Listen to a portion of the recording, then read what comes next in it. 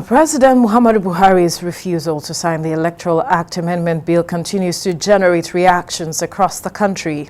For about 3 months now, the president's reluctance to give assent to the bill has created a dilemma within the political space as to what shape the 2023 general election would take. This is even after the bill was reworked by the National Assembly to expunge controversial segments. One of the major reasons many want this bill is to introduce electronic transmission of election results to aid transparency of the electoral process. The INEC chairman, Muhammadu Buhari, says once the bill is passed into law, the timetable and schedule of 2023 election activities will be released. Well, joining me in the studio to talk about this for now is lawyer and public affairs analyst Olutubosun Oshifora. Good morning. Thank you for joining us on TVC Breakfast. My pleasure. Well, some would say the president is being reluctant to sign this electoral bill, despite the amendments being made already. And if you look at what the Attorney General of the Federation, the statement he made recently, he said the president would not sign because of certain issues that we see state governors and some other stakeholders reacting to. And the question is, what holds for 2023 elections if we are still seeing this back and forth, just like we have seen in previous years since 2018? We saw what happened before the elections in 2019. Is this a repeat of what played out at the time? Well, it's a cocktail of issues. All right. And let's take it one by one. I feel, for me, laws, legislations, and the making of same should be altruistic and people-oriented. Right. But from what we've seen with this back and forth between the presidency and the legislators, it's very obvious that there are certain interests that are being protected, there are certain interests that are being guarded, and that's why you have this back and forth. Because one of the things you're saying is that the major thing here is that every time the bill goes back to the assembly, for them to correct certain aspect of it, the next thing is they add something else to it, which was not a part of the entire bargain. Then they send it back again, like, what exactly is happening? I feel, I think sometime back we talked about this. Yes. Electronic transmission of results, yes, which is the main part of this bill. I think some people don't want it to fly. That's why they are frustrating this, because I mean everything had gone on smoothly. Look at the issue of consensus candidate. It was there. I mean, they gave the options. You either do direct primaries or you do indirect primaries. Then they added the issue of consensus candidate. Fine. Everybody left it like that. Then they came back again and said, for consensus candidate, all the aspirants must sign. Sign an agreement. I mean, even normal elections, there are instances where certain agents or certain aspirants will tell you, we don't agree with this thing, and they walk away. But why would you compel everybody to sign? Now, there's another clause to it that says that where they don't sign, then you revert to either direct or indirect primaries. Have you thought about the cost? Because people are actually running away from, you know, some of this. Perhaps they are also looking at me playing the devil's advocate now. Perhaps they are looking at litigations, because we know how it is in this country, and we know the process of justice in the country. Litigation is part of election. You can't rule it out. But we know how it has hampered when it comes to development in certain states. Part of the state, we have staggered elections and all of it. Perhaps that is what the National Assembly is looking at. I don't think so. Because if you look at it, I mean, in the earlier part of this Fourth Republic, yes. All right, let's call it so. Now you look, I mean, there's been issues where elections became staggered and all that, but along the line, the electoral bill was amended to accommodate, you know, and infuse a time limit for which election petitions can actually run all the way to the highest court. And that gave some stabilization to it. So, and that is settled, and that has stabilized the polity. So there's nothing in this regard that they're thinking for maybe timeline. It's got nothing to do with timeline. This is downright selfish. And you know that this is not going to work. Now, but you see, another thing they're not looking at is the cost implication. So if we've gone consensus, then also, are you looking at time? Because with what they said here now, we have to revert to indirect or direct. Then you now regroup. There's a time frame for this thing. So what were they thinking? That's even one. Then there's another part they introduced also. You saw this last part where they said that no political appointee of any, I mean, that is ridiculous. That doesn't make any sense. It doesn't. Now, they'll tell you that they're guarding against governors using their appointees as delegates. But have you forgotten the constitutionally guaranteed right that says that somebody can vote and be voted for? So a government appointee will be cut off. What happens to is universal. They're also trying to ensure that state resources are not spent on these elections. That is one of the reasons they gave, that state resources to finance the election is what they're also trying to check. Isn't that a reasonable reason to give? We have seen where elections have gone against the wish of the incumbent. So what happened to state resources in that regard? Now, so you see, this thing, I feel that my grasp with this is that, you know, just do this thing, send it to the president, let him assent, and let's go. Then you keep tweaking, you keep adding things. That doesn't show seriousness. As far as I'm concerned, on the part of the legislators, it doesn't show seriousness. Then it shows that there's some motive, because at the end of the day, INEC has said that if this thing doesn't, I mean, this bill will affect the electoral calendar. Yes. So at the end of the day, what we will have is a reversion. We will revert to what we used to have. But are we looking at it in this light, that perhaps they are trying to force some coordination within parties? That is what they are trying to ensure. You're really playing the devil's advocate. That they are trying to ensure that, you know, parties and their members, you know, are coordinated, have a common goal to achieve, instead of just having, okay, selfish interest or having one interest or the other that may not be healthy for the party. Let's all work together. Can't we look at it in that light? That is a brilliant argument, and that's fantastic. Right. But if you look at the overall good, because, for example, it says that a party that doesn't conform or comply with dispositions will have his candidate taken. His candidate will not be put on the electoral sheet, yes, the voting sheet. Now, if you're trying to avoid litigation, you have only started. You have opened a floodgate of litigation with this dimension. Because at the end of the day, if a party says we have consensus candidate, now they've agreed and they come up with it, there will always be dissenting voices. In any democracy, you can't have 100% vote in respect of a particular thing. Now, so tying their hands behind is what I've seen with this. Because all aspirants, there are instances where aspirants will, it looks noble. But it is not taken care. It looks noble that, okay, fine, if we actually say it's consensus, let's all of us come, agree, let all of us sign. Agreement is agreement, but compelling every aspirant, what if an aspirant works away and it says he's not pleased with the process, and maybe 9 out of 10, and maybe 8 out of 10 or 9 have supported a consensus candidate.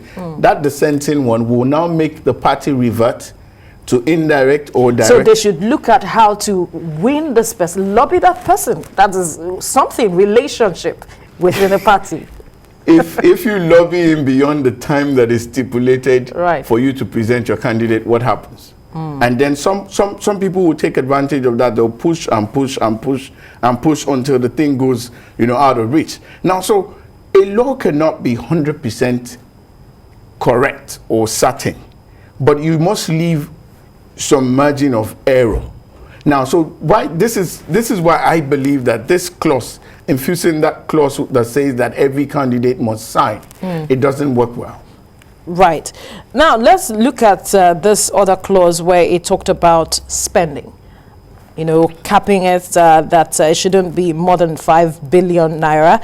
And there are those who are also questioning that how have we really effectively monitored spending with regards to elections, campaign, and all of it? Can we really achieve that? Is it even necessary? And that looks like a copy and paste thing to me. It's what obtains in St. Acclaims. But they have what it takes to measure things like that. How do you know what has been spent. It looks good on paper, but how practical is it? Do we even have the measures? You know, you just don't wish for something that is happening somewhere because it looks noble, it looks nice. Capping electoral spending is good, but how workable is it in this climate? How do you measure it? How do you know where a candidate or a party has overspent? Then what do you do in that regard? Those things are a little bit out of our reach. It's fantastic on paper, but it's not realizable here. But then again, still on this matter of spending, raising it to 5 billion naira is also a thing that a lot of persons are questioning, that why are we looking to raise such the spending to that amount, because people will be looking at recouping. And then this will ensure monetization of the whole process. That's for those who have the money. Right. For those who don't have the money, if I'm this is a challenge. It's not really a challenge. It has just put a cap on it. Don't spend more than 5 billion. If I don't have up to 5 billion, if I can mobilize my people with my little resources, it doesn't mean I have to go and look for 5 billion. It just means that a candidate shouldn't spend above that, and so that you don't muzzle out. But you see, like I said, you cannot measure it here. How do you know how much has been spent? Who are the people that, this is Nigeria, for God's sake. If somebody knows you've spent above 5 billion and is being asked to come and check you, it's just a matter of, Oga, where is my own?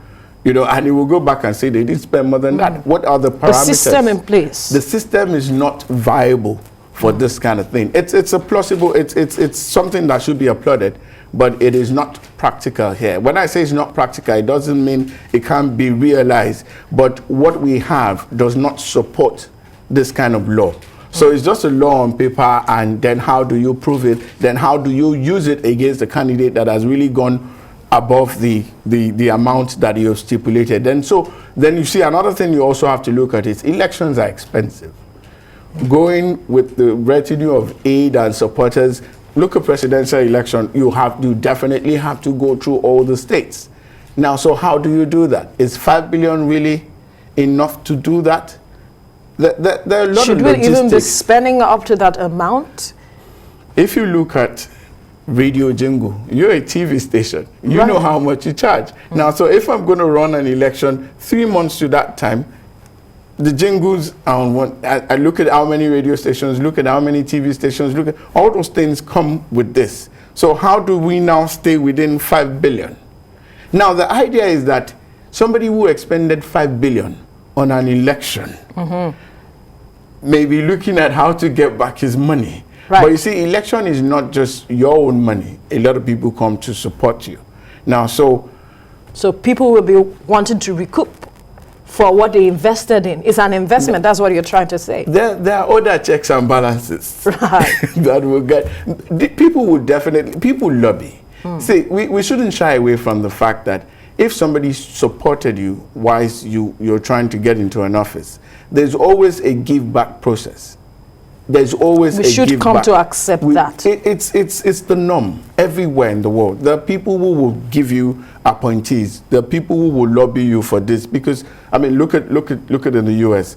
You know, the gun control thing is definitely influenced by certain people. Absolutely. And you see the stiff opposition to gun control. There are certain people that are interested, and if you look at it, there are legislators who are being sponsored by this interest to where they make laws. Now, so at the end of the day, you have the same kind here. There are people who have supported you who will definitely come. But you see, there are checks and balances that can be put in place for that. Now, appointing somebody who supported you during election is not an aberration. Really? It's not an aberration. I'm serious. It's looking at the due process of appointing that person into that office. Right. If I've brought someone into an office, because this person, I'm definitely going to use my supporters in my administration. I'm not going to look for somebody. You're not going to look at me. capacity, if they can deliver. No, that's where I'm going. Now, what you will look at, what we will guard against is the capacity and also the criteria that is required, or criteria that are required for getting the person into an office. If you pick somebody because he supported you, who is not competent for an office, then you've gone against the law. You've gone against the system. But if you pick somebody who is equally competent, who supported you during election, it is not out of place. It is not out of place. It is not an aberration. It is not against the law. I'm not going to look for opposition and put in my cabinet. It has to be someone you can work with. Somebody I can work with, but who's got the competence. The capacity, yeah. And who meets the criteria for the job. That's it. Now, let's look at those who are seemingly on the other side of all of this argument in terms of the governors and other stakeholders who are agitated as we speak with all of, the clauses that the legislature is, sleeping into these laws. I mean, we see that they are seemingly trying to force the hand of the legislature from ensuring, or the president from passing this into law. And Nigerians are wondering, this should be about us, not just about the power play. Talk to us from that point, or from that window, what you make of the seemingly power play. It's unfortunate that the gulf between the rulers and the ruled in this part of the world is very wide. Most laws are not really done for the sake of the people. Most of these things, we said at the beginning that I had a debate with some of my friends yesterday, and we looked at it that say this back and forth is an attempt to squash this thing. Make sure that the president is not happy with this bill, then eventually this bill doesn't pass. Then we revert to what we have, because how can we agree on something? Then they said, okay, just amend. And then you inject it. Then you inject something diametrically opposite what was there before. That's got nothing to do with the people. That's got nothing to do with protecting democracy. That's purely selfish. And they're fighting for certain interests. You saw where the Attorney General said it, that this thing is supposed to be altruistic. And the president will not be cowed. The president will not be forced into, assenting to something that is not people-oriented, that does not support democracy, that is outrightly selfish. And I support the Attorney General on that. That's what's going to happen. So as long as we don't get this done well, then this back and forth will go on. And at the end of the day, we wouldn't have the new electoral bill. That might come up maybe after 2023. Now, so what lessons should Nigerians begin to learn from all of this? Because this has been going on for quite a while. This is like the 6th or the 5th time that we have been going back and forth. And it looks like there will be more. Right. Now, you see, the lesson is this. We should start electing people that will actually fight for our interests and our rights. This is the only country where I've seen that a legislator votes in a particular pattern that has nothing to do with what his constituents have said. Constituents don't matter in this democracy. I don't understand how this works. You things will happen. You will go to the legislature in your House of Assembly or even House of Rep in your area. They don't even. There are no processes of putting in things that this is what we want. This is what your entire constituency wants. So when they said they were going to consult with their constituents, have you seen any consultation? Nothing. Wow. Nothing. No, there's no town hall meeting. There's nothing. All these legislators do is they come to your area, sink borehole, put their names, put their pictures. Is that democracy? That is not even the job of a legislator. They will say they've tarred this road just to show you that, okay, we're doing something for you. That's we're helping you. That's not the job of a legislator, sinking borehole, doing pipe-borne waters. That's not what a legislator is there to do. A legislator is supposed to make laws that reflects the wishes and drive of his people. We don't have that here. People don't even have access to some of these legislators.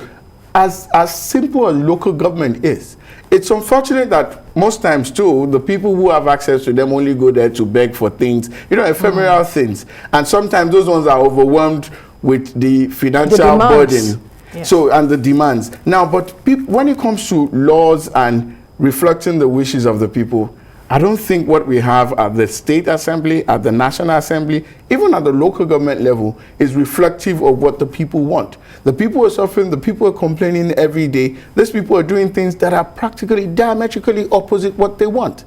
And at the end of the day, they know that, okay, let me get this money, call, when it's close to election, they call them, share some things, and then people how don't can say the president anything. resolve this now? Because this is like his name on the sands of time. That was what a lot of people were looking forward to. The president has said that even if he hasn't done anything, he wants to leave an electoral process that is enviable, that people will look at and remember him for. For the first time, I think I'm supporting the president on this. But you see, the legislators cannot be playing hide and seek with the law. You're talking about the life of 200 million, over 200 million people. You can't be changing things as if you're tossing dice. You know, it doesn't work like that. Now, so I think the president too needs to get his own lobbyists and work on the people that are there. We can't rule out the fact that everybody has got somebody who could actually influence this. He needs to be firm and tell them, this is what I want, and push his own people to actually influence this. Because if he leaves it like this, I assure you, nothing is going to come out of this.